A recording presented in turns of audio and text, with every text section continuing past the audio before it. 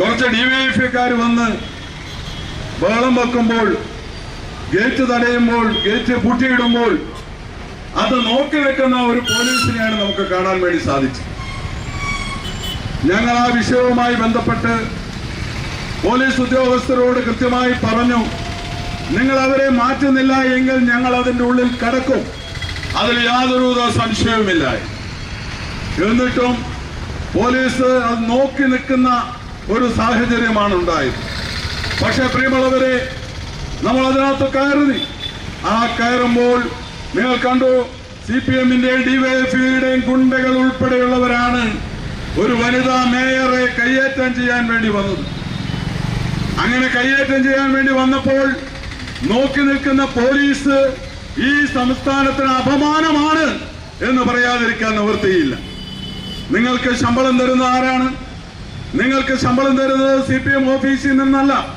നിങ്ങളെ ഏൽപ്പിച്ചിരിക്കുന്ന പണി എന്താണ്? നിങ്ങളെ ഏൽപ്പിച്ചിരിക്കുന്ന പണി നിങ്ങൾ എടുക്കണം.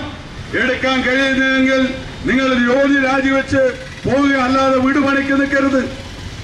കണ്ണൂരിന്റെ മേയറെ, വനിതയായ സ്ത്രീയായ മേയറെ, ആ മേയറുടെ ദേഹത്ത് ഒരു പുരുഷന്റെ കൈവെക്കുമ്പോൾ അത് പിടിച്ചു മാറ്റാനോ അവനെ അറസ്റ്റ് ചെയ്യാനോ തന്റെ ഇടം ഇല്ലാത്ത പോലീസ് കേരളത്തിന് അപമാനമെന്നാണ് ഞാൻ സൂചിപ്പിച്ചത്.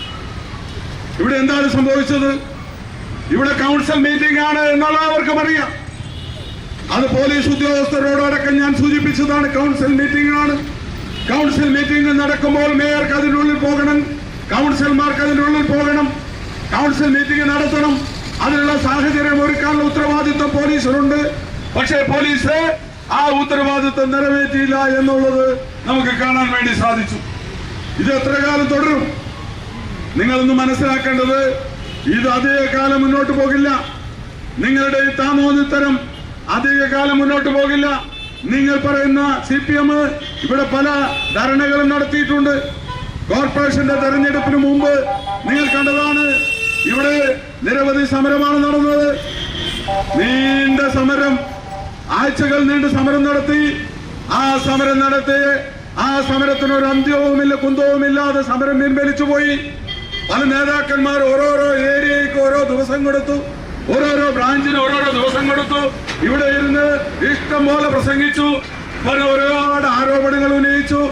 ആ ആരോപണങ്ങൾ ഉന്നയിച്ചതൊക്കെ ആരാണ് കേട്ടത്? കോർപ്പറേഷനിലെ ജനങ്ങള് പുല്ല് വിലയാണ് ആരോപണങ്ങൾക്ക് കൊടുത്തത് എന്ന് തെരഞ്ഞെടുപ്പ് കഴിഞ്ഞപ്പോൾ നമുക്ക് മനസ്സിലായി.